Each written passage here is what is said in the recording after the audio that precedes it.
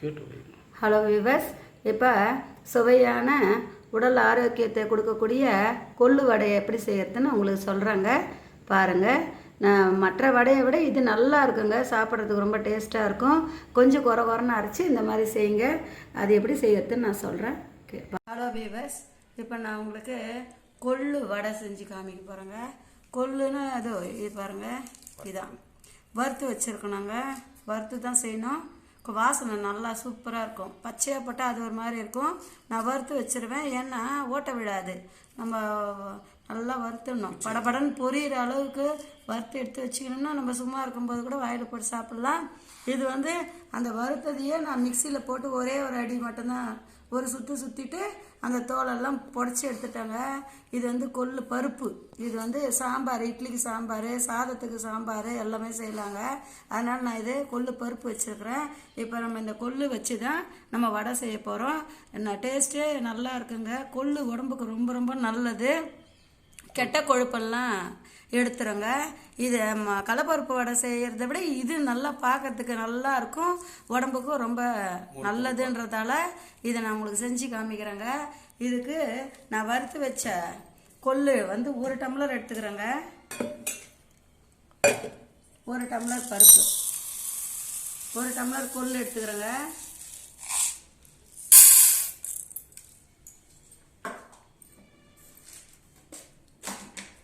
அரை டம்ளர் கடலைப்பருப்பு போதும். அவ்வளோதாங்க. இது நல்லா 1 மணி நேரம் ஊற வைக்கணுங்க. நல்லா ஊறணும். அப்போ தான், ஏன்னா இந்த கொள்ளு கொஞ்சம் மெசியாது. மிக்சியில் போட்டால் கூட அப்படியே மேலேயே இருக்கும். அதனால் நல்லா ஊற வச்சிடணுங்க. 1 மணி நேரத்துக்கு மேலே ஊற வச்சிடணும். ஊற வச்சு நல்லா ஒன்றும் பாதியமாக தான் எடுக்கணும். ரொம்ப நைஸாலாம் அரைக்கக்கூடாது. கொஞ்சம் தொக்காவே எடுத்து வச்சுக்கின்னு அதுக்கு தேவையான பொருள்னு பார்த்தீங்கன்னா, வெங்காயம், சின்ன வெங்காயம் எடுத்துங்கிறேன். காஞ்ச மிளகா ஒரு 4, ஒரு 2 பச்சை மிளகா போட்டுக்கலாம். கூட மிளகு, ஜீரகம், பூண்டு, கூட வாசனைக்காக புதினா, கொத்தமல்லி, கறிவேப்பிலை. இது நான் மாடி தோட்டத்திலே போட்டு வச்சுருந்தேங்க. இந்த வெங்காயத்தாள் இதையும் அரிஞ்சு பொடியாக அரிஞ்சு போடணும்.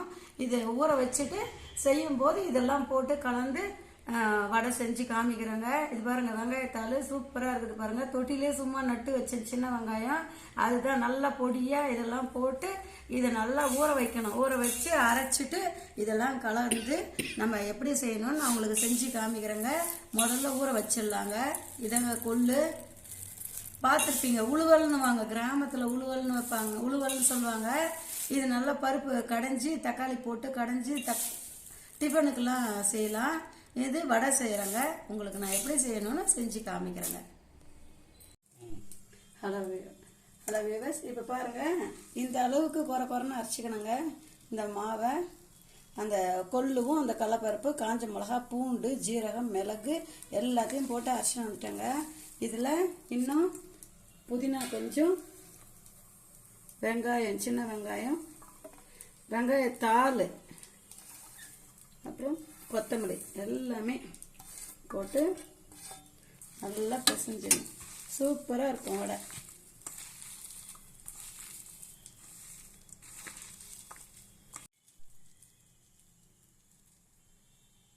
கொள்ளு ஒன்றும் பாதியமாக இந்த மாதிரி அரைச்சாச்சுங்க. எல்லாம் கலந்தாச்சு.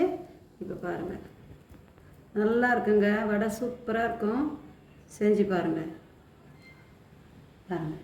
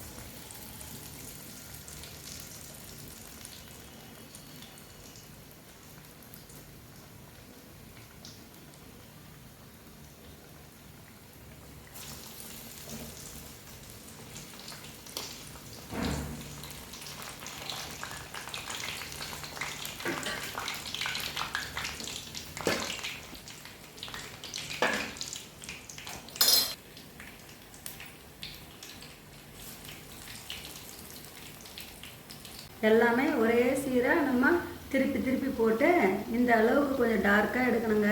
இந்த கொள்ளு வடை இந்த அளவுக்கு செவக்க எடுங்க.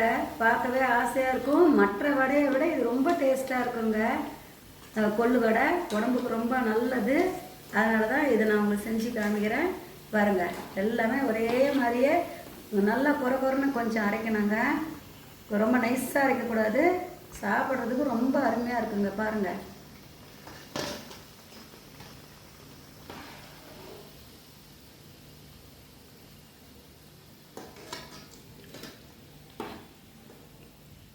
நைஸாக அரைக்காதீங்க, கொஞ்சம் குறைன்னு அரைச்சா வடை இப்படி சூப்பராக இருக்குங்க.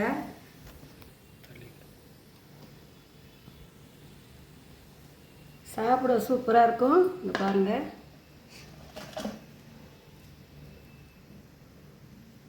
அருமையாக இருக்குங்க. இந்த மாதிரி ட்ரை பண்ணி பாருங்கள். இதாங்க சுவையான கொள்ளு வடை, உடல் ஆரோக்கியத்துக்கு ஏற்றது.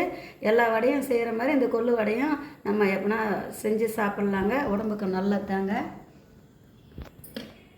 சூப்பராக இருக்குது.